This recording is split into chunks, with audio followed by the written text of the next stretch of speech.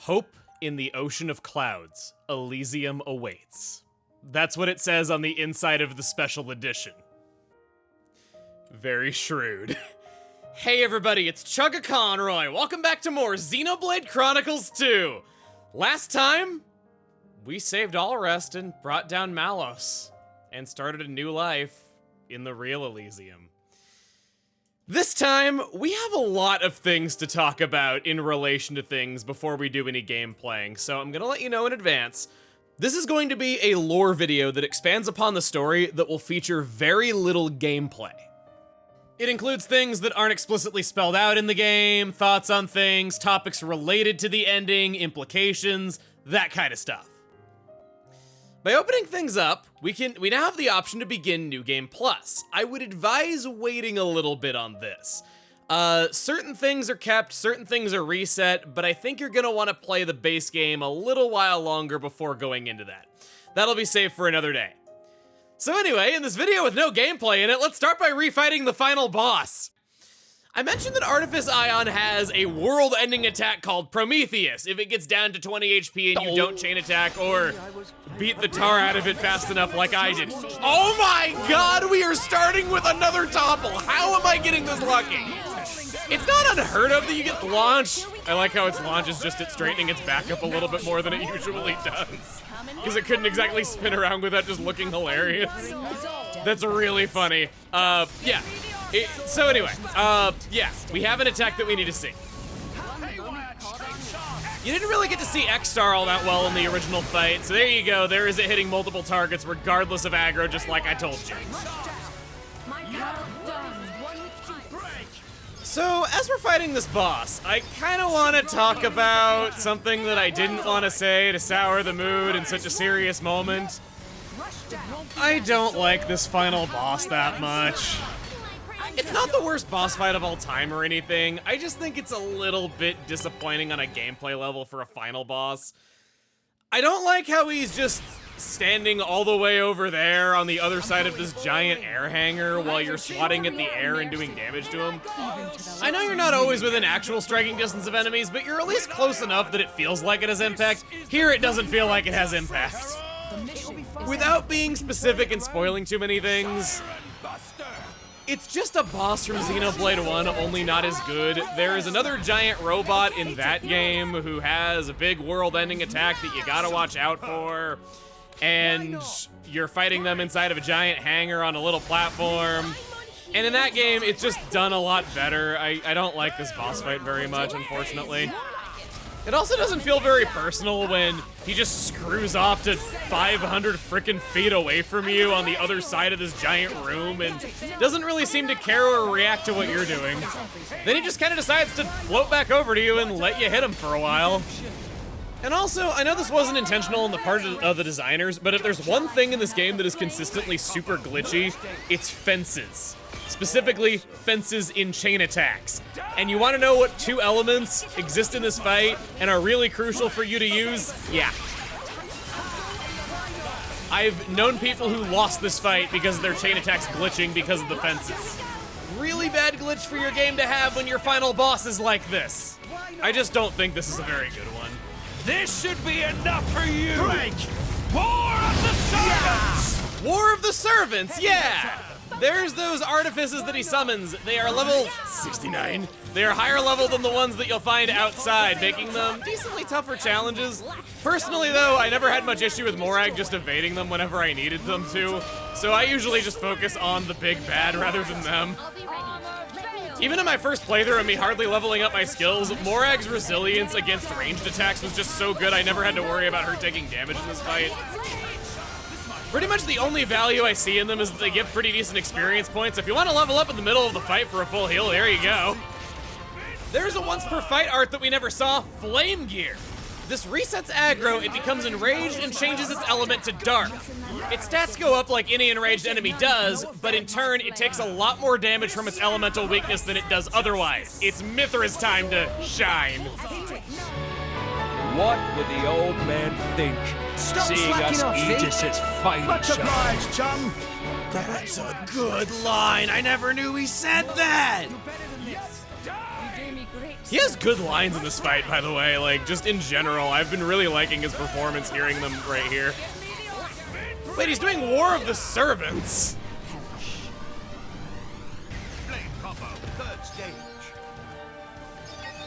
Dude, you know you have a really powerful attack that ends the entire world, right? It's kind of your goal. Oh my god, we're not going to get to see it, are we? I'm gonna have to run from this fight if they keep attacking him. Yeah, I gotta run. Let's attack the Artifice Colossus. No! I accidentally killed. New enemy in the mix. Take it. And Nice. Just give me the order. The enemy's element is now Right. fire. Blaze! Prometheus! Nicely done. This can't. Why here? Forgive me. The world might have ended, but damn, he looked cool doing it. Whoa! Oh yeah, that's right, it boots you back to the title screen if you lose. There's another detail to the coordinated attack between Rex, Pyra, and Nia, depending on who it starts off with. To show this, here's both versions side by side. Yes. With the power of friendship. All together now. Our bonds are as one. Yup. Next Assist. Not bad. Okay, we move forward together. We'll fight for our future. With these hands, we'll seize it. Give me a sword. Get them, Lady Morris. Pyra's version, which we hadn't seen before, is called Union Sword, and well, this level 5 special isn't quite the highest damage ratio in the game, technically. It's beaten by Corvin and Numa. I learned this partway through making that last video, but didn't have the heart to dub over my voice because the air in my voice was just not replaceable from the actual moment. It's pretty darn close to being the strongest, and I still was right about it not being the best special due to Nia and Pyra's damage, so it's fine. I should also clarify that despite being a step above other level 4 specials, the game still counts this internally as a level 4 special. Items that affect level 4 specials and effects that change their damage will still affect this. That's all the fighty stuff. Let's talk about the ending, because there's a lot to unpack here. First off, you can view it with or without credits, that's nice. I'd like to talk about Rex's character arc and how I think it concludes very satisfying here. The whole theme of Rex's character has been that he wants to save everybody, he wants to save the world, but you just can't do that sometimes. You saw that with Vandam, how he wanted to stay and defend Vandam, and it almost made his sacrifice in vain because that he really died for not much in the end. Corinne talked about how Rex lost his parents, he never really got to know them, and he looked toward the Cloud Sea to kind of find his purpose in life. Then throughout the whole journey, he's at least able to protect Pyra and Mythra from Jin and the others, but eventually he does fail at that too. And while he does help them find their true selves and help them get through their self-hatred, in the end, he can't really save them either. And in the end, that's what he learns from Zeke, a person that he'd helped himself a lot. It was the whole point of his character. And them doing that with him losing the person that mattered the most to him, but him leading everybody to a new world, I thought that was really cool. Now, as for her sacrifice and her coming back to life, there's a lot of details there to talk about. So, Numa being able to fix Rex's heart in the ending is a power that she didn't have back when she gave him half her core. Giving up both halves of her core meant that she could fix him for good, but she would die of natural causes without one. Malice lived without his powers for centuries, but still had some of his core. But he says that Aegises soon die without their cores, like any blade does.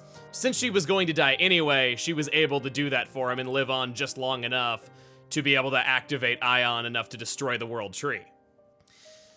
As for what happens beyond that, originally the ending was to be more ambiguous. According to Takahashi, which if you don't know, he's the game director of the Xeno series, in an interview with Nintendo Life, they originally planned to have a sad ending, and then the camera shows Pyra's core crystal starting to glow before it fades out. They felt it lacked clarity, and it didn't work for such a long experience to have it just end on a big question mark. They debated whether to bring back Pyra, Mythra, or have them become one person as Numa. And this was the ending that they settled on, which was still a little ambiguous, but we do get to see that they are allowed to live. I could see this possibly being somewhat of a controversial choice, so I want to bring this up. I added the text that said, "Hello, I'm Pyra," during the ending. You cannot see that normally in-game, but it is what she says there, so it's debatably canon. To explain what I mean, the game is measuring time in the background of a cutscene playing, and then it's looking at a text file with the subtitles in it. Every line of these subtitles starts with a timestamp to begin displaying that line, and then an instruction to take it away at another timestamp. In this text file, after the credits have finished rolling, there are additional lines written that never display as they don't have timestamps. This is how I knew what Pyra said in the ending, even though it isn't in the game. There's subtitles for her to say, "Hello, I'm Pyra," or "Hello, Rex," which is in line with Takahashi saying that they tried different endings. It could also mean that a 100% ending was planned, where her remembering Rex would have been your reward for completing everything. Personally, I went with the interpretation that I did because Rex looks down at his feet dejected upon seeing her again. Not a reaction that you'd expect from finding out your girlfriend wasn't dead unless something wasn't right. Dude, I just gotta say it, this would suck. You watch your girlfriend die, think she's gone for good, and then she's alive, but doesn't remember you at all. Rex's expression changing to be more positive a moment later before he steps forward to see them is another reason why I went with what I did. It shows that he has a reaction and then changes his behavior. To be completely fair, they do embrace Poppy when she runs over to hug them, and some people think that that does show recognition. There's not any way to 100% confirm which way it goes, but I think the interpretation that I went with is more likely, but it is just that, an interpretation. I went back and forth so many times on whether or not I was going to make this edit, so I hope that you enjoyed this. I think Pyra being allowed to live without having to remember is the best possible scenario for her, even if it's brutal on the people around her. It's a way that they can kind of take on some of the burden that she had to live with for hundreds of years. With the conduit gone, she's also free of being a living weapon of mass destruction. She doesn't have Siren anymore either. It's a way for them to live a happy life, but not necessarily a super fluffy ending where everyone is happy. I think I also lean in this direction because it makes their sacrifice have more meaning and not just have them come back 5 minutes later anyway with nothing different. A final interpretation that I've heard is people believing that she says, "Hello, I'm Pyra," but it doesn't necessarily mean that her memory is wiped, just that she wants to put this whole saga behind her and treat this like a new life.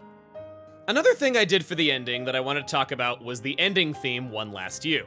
Well, I didn't do that, but I put the lyric subtitles down there because I thought a lot of people would appreciate them, as it explains that Professor Klaus's last act before dying was bringing back Pyra and Mythra, as she asked him to please correct that as he was fading from existence. I think that's also within the realm of believability, and knowing the lyrics might make that work a little better for some people. But there's also a line near the end that what I wrote for the lyrics I could see being somewhat contested.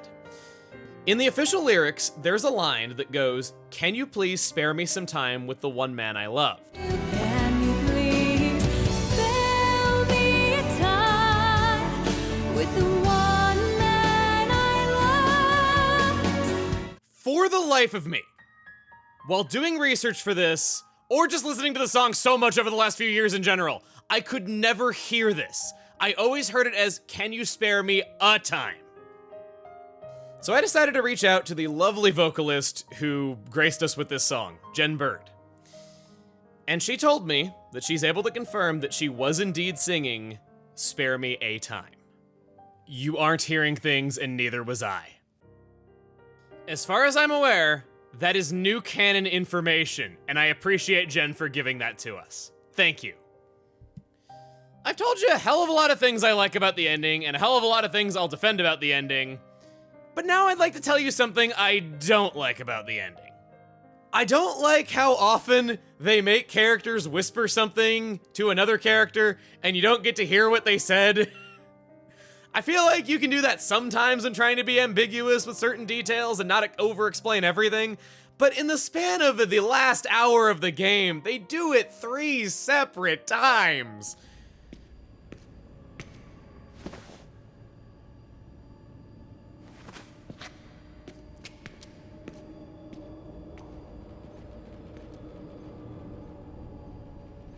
So tell me, how was it being alive?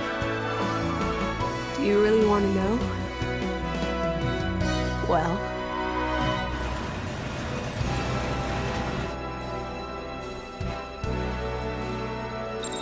And then there's the thing at the end of the credits. I kind of think that's overdoing it. I appreciate them not wanting to over-explain everything, but I feel like a lot of people wouldn't have such a strong initial dislike of the ending if they just knew what she said, and that's why I chose to change it in my version. And even when hearing what she said, there's still a lot of ambiguity in the ending. Kind of imagining what this new world is going to be like, what sort of place it is. The fact that Rex and Pyra aren't made canon in the end, so you don't know if they ever get together. Heck, even just the philosophy about being a god that we learned from Klaus is very thought-provoking. I just think that not hearing what they said was overdoing things. While we're on the subject of endgame things that I don't care for, I sorta don't like that scene where Amalthus gives Rex the orders that he is to bring down the Tornan warship, and Rex is like, "Are you crazy? It's our job to stop Malos and Jin, not kill them." At first, I was just kind of like, where the heck did this come from? I thought this whole journey was just leading up to them killing them. I didn't think there was really any other way. We've established that Malos just is this way, and you do end up killing him in the end. After a while, and after playing through it again, I get that you have that scene with Rex and Gramps at the base of the tree, where Rex is like, "Why didn't you tell me that Jin was like this?" And Gramps says, "I didn't think you could handle it." Implying that Rex does sympathize with Jin, and that's probably where that comes from. I just don't think it was delivered in a very good way. I didn't really care for that all that much. And I think that the angle that they were trying to go with for it, I obviously can't know this, but I think that this makes a lot more sense, is by this point, Rex doesn't trust Amalthus. And with Amalthus telling him, "Hey, I want you to kill them," if he kills Jin and Malos in that moment, he might very well be handing the world over for Amalthus to rule it, rather than doing what's more important in the moment and getting rid of Amalthus, who is willing to sacrifice the lives of every Ardanian just so he can take over the world. I know this is kind of late to be talking about this, and I'm sure I've gotten comments asking me what I thought about this scene, but there was really no time that I could talk about it because it happens right at the divide of a chapter, and there's just so much going on by the time I was back into the gameplay, and I thought there were more important things to talk about. It was a really hard topic for me to drop from that video, but there was no time to discuss it at the moment. That's all the negativity we have time for. A big topic that I want to discuss is the conduit. So the conduit is not destroyed. It leaves for another universe. It connects and transfers energy between universes, and we know that's its primary purpose. Oh, you want to know more about the conduit and where exactly it comes from? Well, the information on what exactly the conduit is was not dropped in the game story, not in a side quest, not in the art book, not even on Twitter, but a slip of paper included with a model kit that was only released in Japan. Hey, at least it's better than Kingdom Hearts dropping canon lore for the main story in Japan-only mobile games and Japan-only symphonies. The translation of this text was done by Xenoblade. I've already given them credit before for some of their translation work, and I highly recommend their blog if you are familiar with the Xeno series. Siren is an artifice, a class of terminal interface weapons that was manufactured in the orbital ring found in the lower orbit of Earth. A distinct feature that these artifices have is that they were not weapons created by humans. They were created by a collective of artificial intelligence known as the Trinity Processor and designed as a class of weapons meant to be devices to the conduit. Put another way, the artifices are cells of a larger autonomous system. Because of this, the weapons had been created in a way that was fundamentally different of a human weapon. Within the orbital ring, there is a massive academic institution known as Awidas. This massive institution was formerly confined to a small university laboratory. But at the beginning of the 21st century, a scientist from that laboratory found a certain magnetic abnormal matter in Africa. This matter, later to be known as the conduit, was at first simply an intriguing artifact that was stratigraphically out of place, being so technologically advanced. As research continued, it was proven that the conduit was a perpetual motion machine that defied the laws of energy, and also that this was the source of the magnetic abnormalities being detected. In response to this, the coalition government formed a research institution for further study. And because this institution required a vast amount of resources and people, Awidos was born.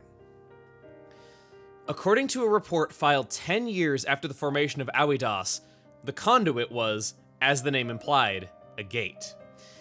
It had the function of a door that could connect multiple universes. It is not hard to imagine that if this were to exist on the surface of the planet, there would be catastrophic consequences for Earth as a whole if an accident were to happen. During this time period, the coalition government set up 3 orbital tower beanstalks on the equator. First tower, Rhadamanthus. Second tower, Aeacus. Third tower, Minos. And these towers were connected to the lower orbital portion to create the orbital ring. This project was set forth by Awidos, and the orbital ring was meant as a way to further study the conduit far from the surface of the Earth. At this research facility, a governing artificial intelligence collective known as the Trinity Processor was raised to maintain the conduit. The processor, using biocomputer elements, was raised in a virtual reality to gain a personality, and this system would be used to govern the conduit. The Trinity Processor would go on to expand systems to govern the conduit without the interference of humans. It was during this process that many of the artifices were created out of necessity to protect the orbital ring. Rebel groups not aligned with the coalition government were all demanding that the conduit be handed over. Because of their unique origin, the artifices come with unique functions not found in man-made weapons. Artifices do not have any internal engine. They have a built-in system known as a slave generator to receive energy input from the conduit to function. Artifices all have an emerald conduit-shaped crystal that functions as the receiver for the slave generator. Siren has a charged particle laser that is connected directly to the slave generator, and this is what makes it able to shoot a massive laser beam.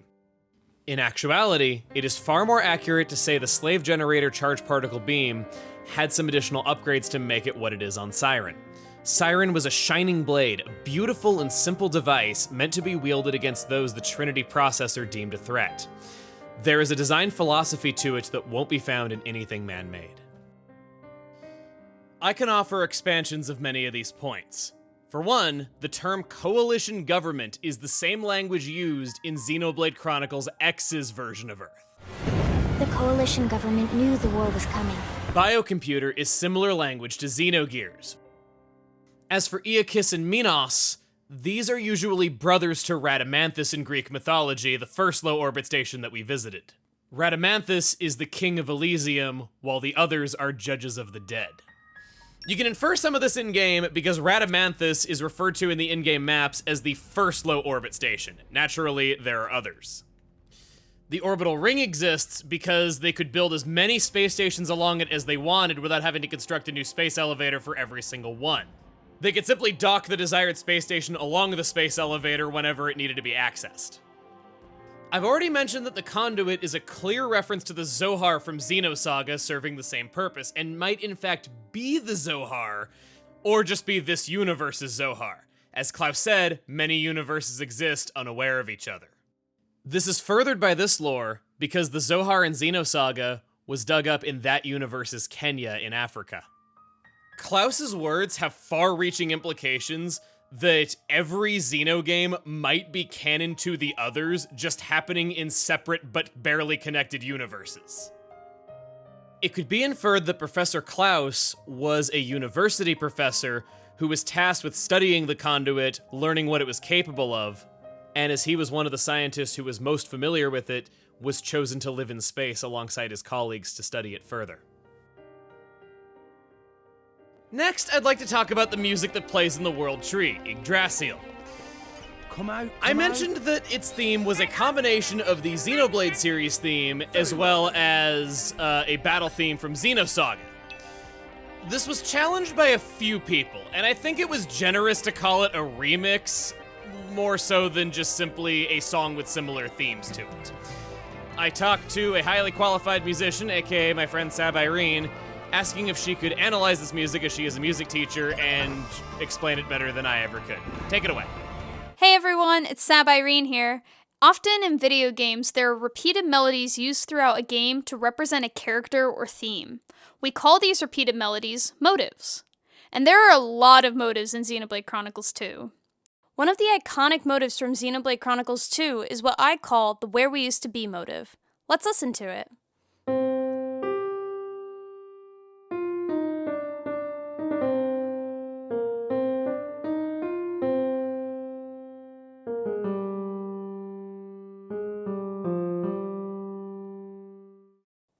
We hear this in a few tracks throughout the OST, such as Where We Used to Be, Elysium in the Dream, and other tracks we haven't heard yet in Mr. Chugga Conroy's LP. But the one I want to focus on is the World Tree theme.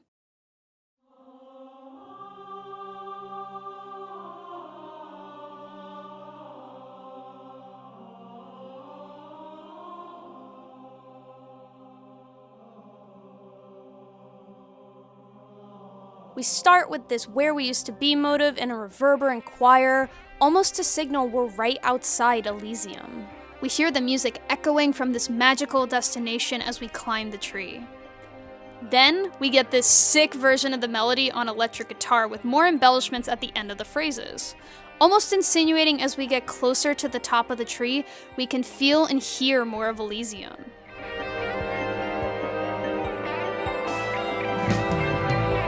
I just mentioned that motives are often used throughout a game to represent a character or theme. Sometimes we'll hear that across a franchise as well, and we're about to talk about a peculiar example of this. In Xenosaga, the battle theme from Episode 1 has some similarities to the Where We Used to Be motive in the World Tree theme. Xenosaga was released well before Xenoblade Chronicles 2. Don't want anyone thinking Xenosaga came second. First off, both these tracks were composed by Yasunori Mitsuda, who is known for his work on the Chrono Trigger OST, Xenoblade, Mario Party 1 and 2, and many other video game soundtracks. Let's listen to the track.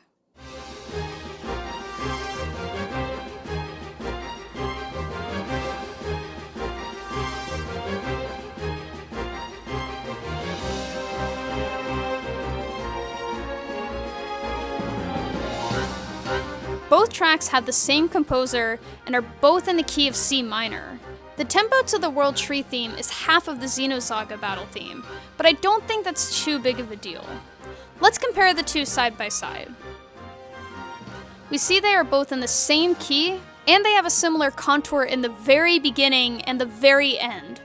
The middle section of the World Tree theme isn't really anywhere in the Xenosaga theme. Both motives start on the same pitch and move up by a leap super early in the melody, and the very end of the melodic phrases are the exact same pitches. Overall, I wouldn't say that the World Tree theme is an exact slowed down version of the Xenosaga battle theme. However, they are close and bear some resemblances to one another. I think it's possible that Yasunori Mitsuda wrote a melody with some similarities to the Xenosaga battle theme subconsciously. If the tunes weren't by the same composer, I think it would be harder to say these tunes are connected and similar to some degree. Thank you for that. A looser connection than I think I made it out to be with my word choice, but it's still possible. And now, I think this is what a lot of you have been waiting for. There are additional details about Xenoblade Chronicles 2 that I can only talk about by spoiling aspects of Xenoblade Chronicles. I wanted to talk about these connections the whole way through, but I thought it would be better to save it for the end. When all the connections are out there, I can lay them all out on the table, and I can have them in one convenient section that you can skip if you would like.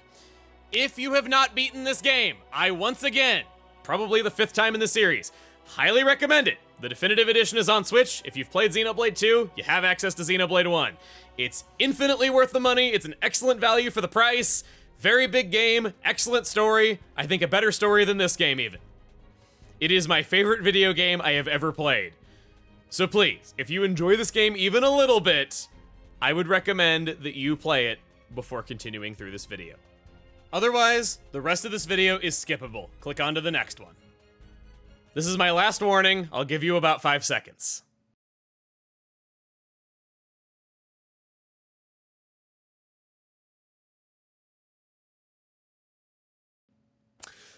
You son of a bitch, Takahashi, that title! The title of this game!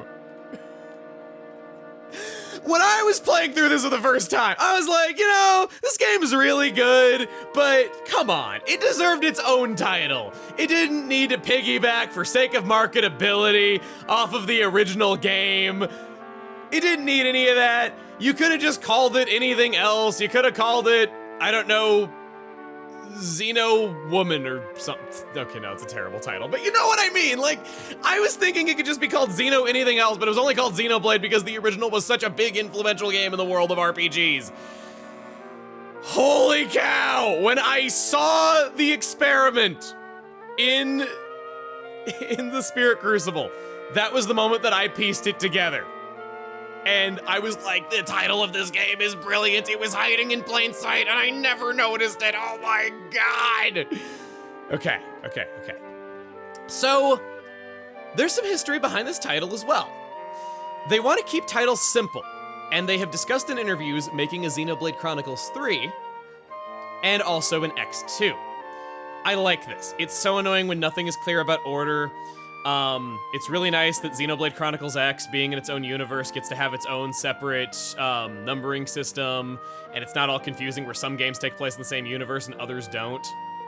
I appreciate that a lot. Simplicity is great. Keep them numbered.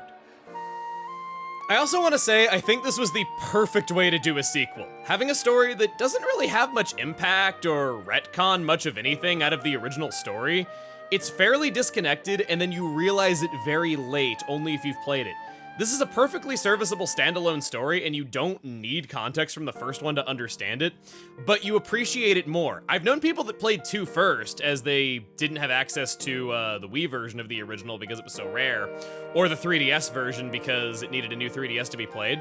And playing the games in opposite order, they appreciated the twist at the end so much when they got to the very end of the game and they noticed Professor Klaus there and realizing that he was Zanza. This whole multiverse, yet loosely connected idea, I think would be a great way to continue doing more sequels in the future without really hurting anything in another title. It also does a really good job keeping the timeline not convoluted, where the games are only related in X, Y, and Z ways. The timeline of Game 1 barely affects the timeline of Game 2. And this is also smart because, inevitably, some of your audience is not going to like your follow-up story. And if that happens, so what? It's so distant from the original story that it doesn't do anything that would bring down the original story. Even a lot of good sequels cheapen things in the original story for the sake of adding more tension. This right here, best way to do a sequel. Getting onto some other connections, Alvis is Ontos, the third Aegis that left for the other universe. He was the computer that created the world of Bionis and Mechonis, and was given the mission of maintaining that new world. It is following the orders of its experiment, and it is that universe's god. Numa and Lagos were not directly responsible, so they stayed in this universe. Roughly the only retconning that was done at all in Xenoblade Chronicles Definitive Edition was Alvis's pendant. He has Ontos' core crystal around his neck. In the original version, this was a key that he carried around with him, and it was never actually explained. The key was never used for anything. I think this is very harmless, and I'm glad that it's really the only thing that they changed. Even the ending depicting the same experiment doesn't add anything to tie itself to Xenoblade Chronicles 2. You don't directly see the conduit, and in fact, I think the orbital ring with the multiple space stations along it was a really brilliant way to explain why we don't see the world tree in the ending of that game, even though we see Radamanthus. There's nothing that says the world tree isn't in there in the original version because it can be at any point along the Earth. After playing both games, I think Zanza goes from being a thought-provoking villain who's an alright character on his own to being a thoroughly fascinating one. I wasn't expecting this game to be his backstory. It was an answer I thought I'd never get. His actual motivations were left pretty vague, and we didn't really get to know much about Klaus the person, who was behind the creation of this universe and the person this god once was. We just knew that he was lonely, he had high ambitions, and being a god drove him mad. And we can even see that the body he left behind went in the opposite direction, where it just gave in to fate. It didn't see any reason to fight against it. It just saw everything as meaningless and fell into a deep depression. So this game even plays with the ideas of different ways that people can go mad from becoming a god. I can actually say now that Zanza is one of my favorite Xenoblade characters with the added context of this. That is another mark of a good sequel. Now for a question that I didn't ask for a while, but I did eventually. So Klaus became Zanza, but his original body was left behind here in this universe.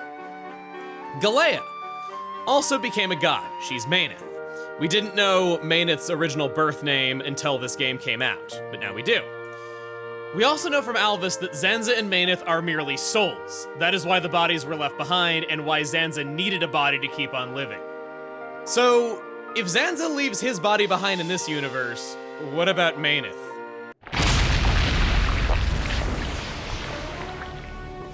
Infernal Goldo? Yeah? We know that the Goldos are humans, and after you kill Infernal Goldo, Rex picks up an ID card and says it can't be. And you see that same ID card on Galea's chest in the cutscene during the experiment. That messed me up. I thought the Infernal Goldo was, a pretty creepy design that I could see scaring some people, but otherwise not that interesting of a boss fight because it's just an HP sponge. Holy crap! That made me appreciate it a lot more. Yeah, that boss fight was very necessary to the plot, because that's a thing I could see players not asking themselves right away, because I didn't ask myself that right away. So there you go. There's a lot of additional lore, a lot of new things that expand upon the ending.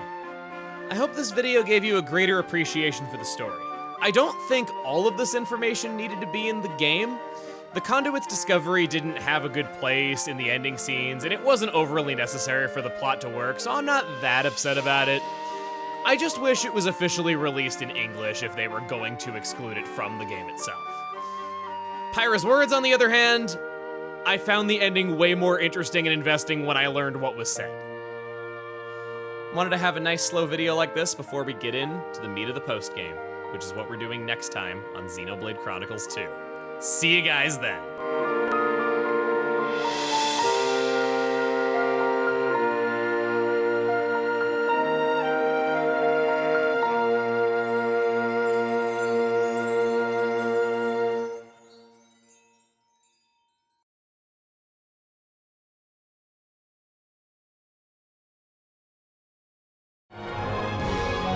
Father, why do you not answer when I call?